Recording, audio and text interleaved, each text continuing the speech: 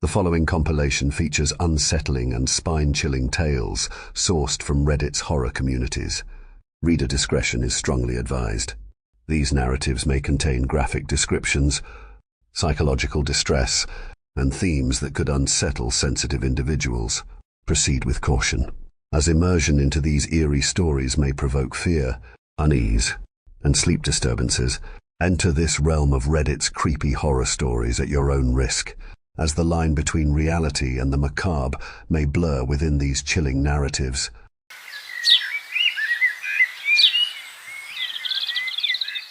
My mum has always been great.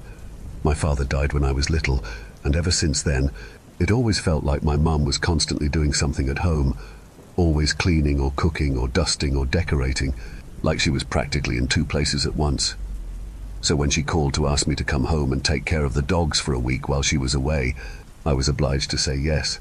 I was excited to come home, eager to see my old pets. Unfortunately, due to my work schedule and the timing of her flights, I wasn't able to see her when I arrived home. She just left a key under the doormat and a usual note typical of a mum making lunch for her small kid.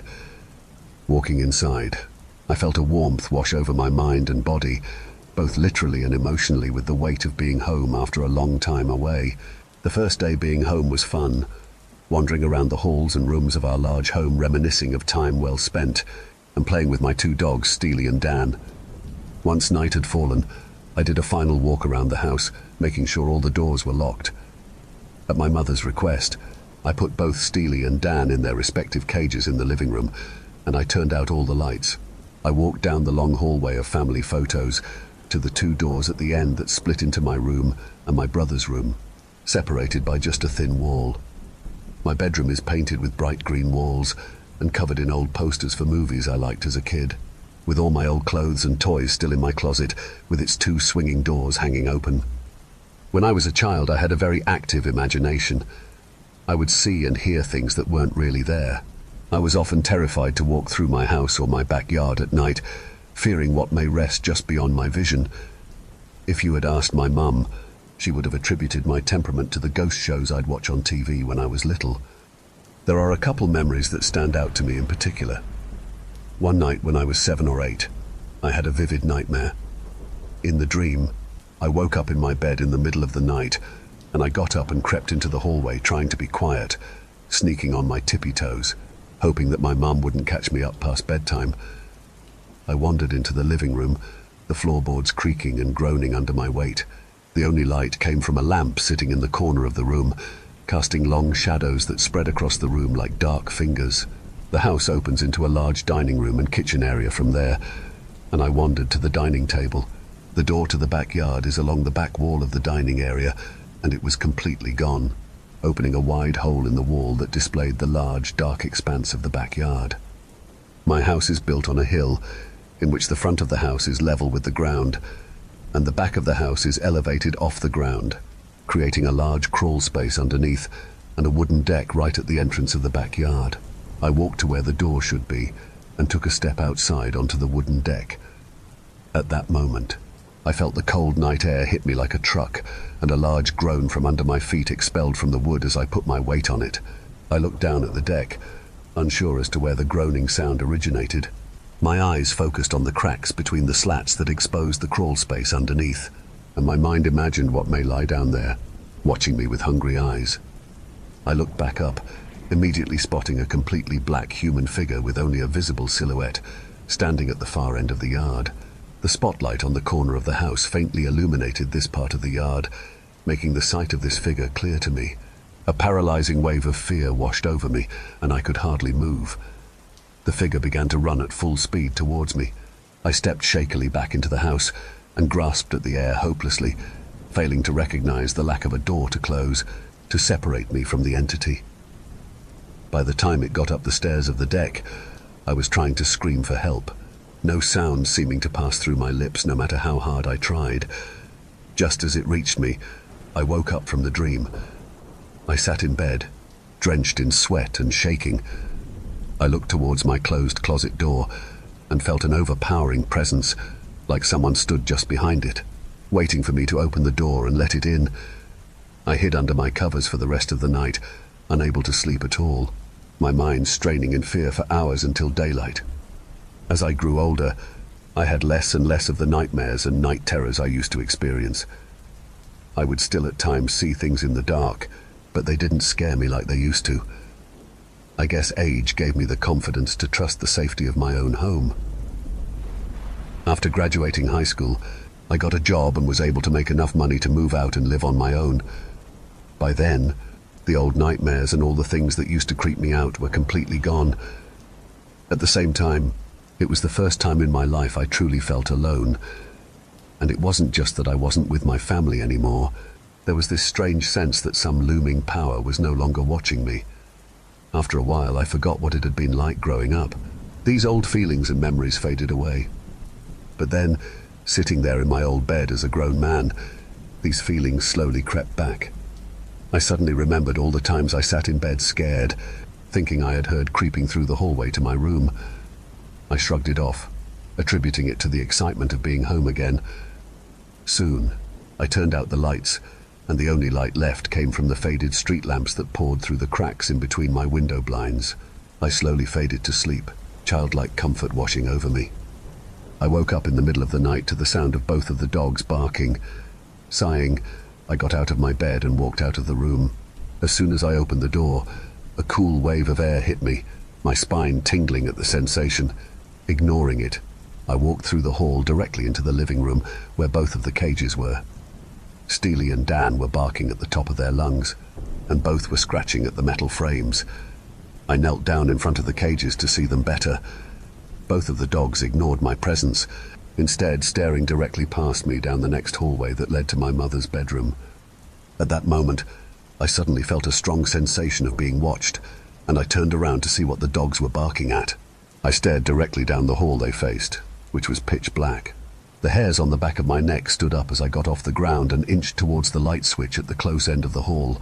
I couldn't help but imagine something staring at me in the dark. Some person or ghost watching me, just barely out of my sight. Like ripping off a band-aid, I sheepishly braced as I flipped the switch.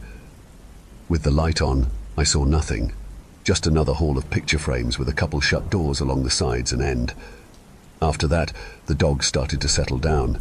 I figured they had just scared each other into thinking there was an intruder or something, and I calmed down myself. I walked back to bed and fell asleep. I woke up the next morning in the flower bed in the backyard. I was sweaty and covered in dirt. I got up, confused and with a pounding headache. What the hell happened? I hadn't sleepwalked in years, not since I was a kid. Walking back to the deck, I noticed a kid-sized hole in the side of the deck leading into the crawl space that had always been there since I was small enough to fit in it. The door to the dining room opened with no issue, and I figured I had unlocked it while I had been sleepwalking. I let the dogs out of their cages and took them to the back door, sending them out to do their business.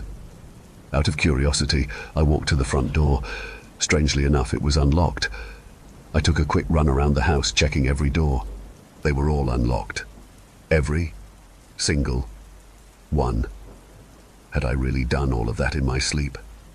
That seemed to make sense, until I checked the door along one of the back walls that has always had furniture sitting in front of it. That door has always been locked and has always been inaccessible. Did I move all the furniture, unlock it, and then put it all back? I'm not sure. It's now noon and I'm sitting here writing this in my bedroom. I always thought that what I experienced as a kid was really just due to an active imagination and all the horror movies I'd seen. But after this morning, I'm kind of wondering if maybe there was something to it, beyond just me being crazy. I'll update later if anything else weird happens.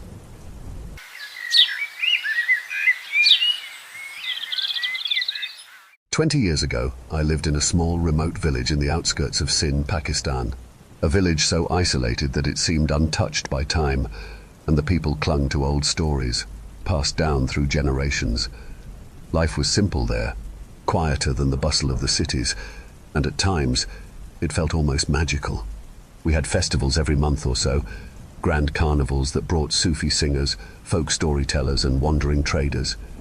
It was a celebration of life, community, and heritage. We would laugh and sing and play the traditional games that our ancestors had taught us. And at night, beneath a sky full of stars, the village elders would tell stories, tales of old Sindhi folklore, tales of love, religion, and bravery. I grew up with only one other kid of my age, and her name was Sahar. Our village was so remote that we spent nearly every moment together. We'd walk to school, a long trek that took us over dry hills and across narrow, winding paths. Sometimes we'd talk about the stories we heard from the elders, imagining we were the heroes or heroines of old, facing off against jinn and otherworldly forces. But there was only one thing the elders warned us about more than anything else: the woods. The woods that stretched beyond the village were forbidden. They were thick and gnarled, tangled with roots and shadows that seemed to grow darker the deeper you went. There was an old woman who lived there, they said. A woman no one had seen in years. The elders would look at each other, their faces tightening with a fear they rarely showed, and they'd say, "Stay away from the woods. She keeps to herself, but her presence is a bad omen, and if by chance you see her, don't let her touch you." We were children, of course, so we obeyed our elders, but there is only so much you can do in a village that doesn't have any other entertainment available. We tried our best to avoid the woods even after coming home from school.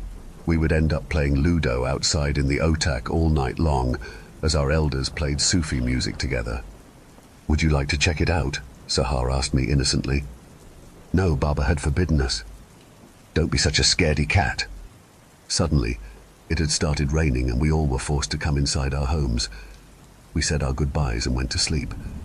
The next morning the sky was clear, but it was a windy day. I had decided to not go to the school, but the sound of Sahar outside my house had tempted me to give in. When we walked to the school, we found out that the school had been closed due to the heavy rain of last night, and we had to walk back home. The sky had gotten a lot darker. I think there was a storm coming. Most of the paths leading up to our village had been flooded, and we couldn't take the way back home easily. That's when I felt my arm being pulled. "I think we have to go through the woods." "No way, you know Babajan would get mad." "Well, it's either that or we end up dying here. What do you suppose?" She was annoying, but she was right. I figured Babajan would understand, right? The sky hung heavy with an oppressive darkness, clouds roiling and swirling like a tempestuous sea. The air was thick and laden with the earthy scent of wet soil, as if the very ground was exhaling its last breath. Each gust of wind sent shivers down my spine. The coldness settled in my bones, an unsettling chill that seeped deep, making me feel as if the very essence of life was being sucked out of me.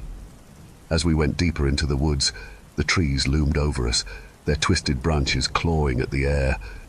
"What if we see her?" I asked. "Don't let her touch you or she'll curse you," she teased. The leaves rustled restlessly beneath our feet, and the shadows crowded us. We heard a branch snapped in the distance, and we saw her. The old woman. She was standing by the path, a bent, withered figure draped in tattered robes. Her skin hung off her bones, grey and cracked like ancient parchment, and her eyes, they were milky white, like she'd been blind for centuries. She looked right at us. No, she saw us, in a way that pierced through flesh and bone, straight into our souls. "Are you from the village?" she asked, her voice as dry as the desert wind. I remember my throat closing up, the words sticking there like glue. Sahar nodded, too scared to speak. The woman's cracked lips twisted into something resembling a smile. "Be careful," she rasped. "A plague is coming to your village. Stay away from the water." I tried to brush her off, laugh it away like the foolish child I was, but when I glanced at Sahar, her face had gone pale, white as a ghost. Her lips trembled, and before I could even say a word, she grabbed my arm and bolted. We ran, the sound of our footsteps and the rain splashing through the mud, until we reached the safety of the village. "What happened?" I asked Sahar. "Why did we run?" "That old woman, she's supposed to be dead. Dead for centuries. She shouldn't exist. It must have been someone playing a prank on us. We shouldn't have run. Do not speak of this to anyone, promise me. Do not be a fool." "I said promise me," she yelled. "I promise," I replied. We never spoke of it again, not for a long time. But things began to change after that. Strange things. The air around the village felt heavier, thicker. Sahar was the first to shut herself away. She stopped coming to school, stopped leaving her house altogether. When I asked her why, all she would say was, "I saw her. I felt her. She touched me. She has cursed me." I didn't believe her. I refused to believe her. But then she fell ill. It started with fever, then boils, dark, festering sores that erupted across her skin. She had a terrible fever for days until one day she vomited blood, stood up and collapsed right on the floor. It didn't stop with her. It spread. First it was a few people, then a few more. Soon the entire village was stricken. No one could explain it. No doctor, no healer. The elders whispered that the old woman had returned to bring a curse, to punish us for trespassing into her woods. I heard them speak of it in hushed tones, but it wasn't just talk anymore. It was real. The plague consumed the village, took everyone it could, including my parents. The village was nothing but a graveyard now. The grounds were scattered with blood and disease-ridden bodies. I was the only one left alone. Why was I left alone? I had to leave. I had to run away. I had no choice. When I finally left, the land had turned sour. And eventually the village itself faded from memory, swallowed by time and the sands of the desert. I didn't dare go back. No one could.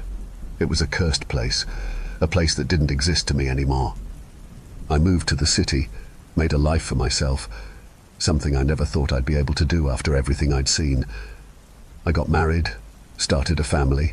My wife, my children, they became my world. And the village became a distant, shadowy dream. I told myself the curse had stayed behind, buried with the dead. The old woman had touched Sahar. She might have saved me from her curse. Maybe that's why I was spared. But last night she came back. It started with a dream. At least I think it was a dream. I woke to find Sahar standing in my bedroom, her figure barely visible in the dark, just a shadow against the wall. My heart raced, my mind screaming that it couldn't be real. She was dead, long gone, buried in that forsaken village. But there she was, and I knew deep down that it wasn't a dream. She whispered, "You survived before, but not anymore." "Please don't touch me!" I wanted to yell on top of my lungs, but I couldn't. I couldn't move. My body was paralyzed with fear. I wanted to scream, to wake my wife, but I couldn't. I woke up with a cold sweat the next morning, thanking God that it had all been nothing but a dream. I brewed my coffee and told my kids that they can skip the school today. I would be taking them to the zoo. Why? Every day is a blessing, don't forget, darling. The kids roared in excitement and we smiled from ear to ear. I had decided I would go into work today and take an early leave. I had some unfinished work to do. I clocked into work and went straight to my desk to pick up some papers. That's when I heard my phone ring. It was my wife. "Baby, please come home quickly. It's our daughter. She's puking blood." Thank you for venturing into the darkness with us. If you dare to explore further, be sure to subscribe to our channel for more spine-tingling tales of horror and the supernatural. Remember, the shadows hold endless mysteries, waiting to be unveiled. Stay tuned for more bone-chilling stories as we continue to traverse the eerie depths of the unknown together. Until next time, may your dreams be free from the haunting echoes of our tales. Or perhaps not.